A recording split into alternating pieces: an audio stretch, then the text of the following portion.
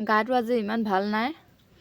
সকাম কৰিবৰ কাৰণে গোপিনী আহিব এতিয়া তাকে ৰৈ আছোঁ মোৰ চুলিখিনি ধুই কিনে শুকাবৰ কাৰণে অলপ মেলি থৈ দিছোঁ আৰু চাওকচোন একেবাৰে শুকাই মুকাই গাল চাল একেবাৰে সোমাই গ'ল আৰু আমাৰ বেটাই কিবা এটা গাই শুনাব আপোনালোকক এয়া হাতৰ ৰছী পিন্ধিবলগীয়া হৈ গ'লগৈ সিমানেই মানে গা ভাল নাইকিয়া হ'ল আৰু লগত তামোল এখন খাই আছোঁ দেই গাই দিয়া মায়ে শিকালে কোবাই আচাৰিয়ে গুড়া কোব হৈ লাগে আইতা শিকাব নাজানে ককা দেউতা তুমি মোক আজি শিকোৱা মায়ে শিকালে কোবাই আচাৰিয়ে গুড়া কোব হৈ লাগে আইতা শিকাব নাজানে ককা দেউতা তুমি মোক আজি শিকোৱা আইতাই শিকাব নাজানে মায়ে শিকালে কোবাই আচাৰিয়ে ঘোঁৰা কোব হৈ লাগে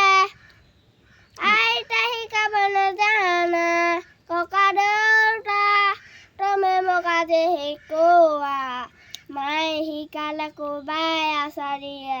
ঘোঁৰা কোব হৈ লাগে আইতাই শিকাব নাজানে ককা দেউতা তুমি মোক আজি শিকোৱা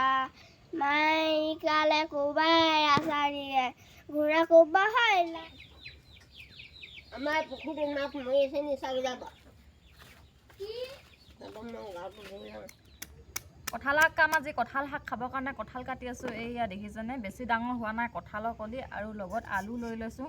বাকলিখিনি গুচাই কিনে ধুনীয়াকৈ বইল কৰিম বইল কৰি কিনে পানীটো পেলাই ধুনীয়াকৈ ভাজি মাজি কঁঠাল শাকৰ লগত ধুনীয়াকৈ খাম আৰু টিপটো আমি আহিলোঁ ফিলবাৰী আহিলোঁ এয়া বাইদেউৰ দোকানত অকণমান সোমাই গ'লোঁ আমি ফিলবাৰীত থকা অৱস্থাত বাইদেউ হেৰি ৰুমটো বেলেগ হৈ আছিলে বেলেগ মানে সম্পূৰ্ণ বেলেগ এতিয়া দেখিছোঁ এয়া কাপোৰে ভৰ্তি হৈ আছে চাওকচোন এয়া কাপোৰ আনি থৈছে বিহু কাপোৰ আনি থৈছে যদি কোনোবাই ল'ব আহে ল'ব পাৰিব দেই ফিলবাৰী তিনিআলিৰ পৰা অলপ আগত আৰু কি এই হোটেলখনৰ নাম কি নাম আছিলে চৰ্ট খাদ্য হোটেলখনৰ ওচৰতে আছে আমাৰ বাইদেউহঁতৰ টেইলাৰ কৰে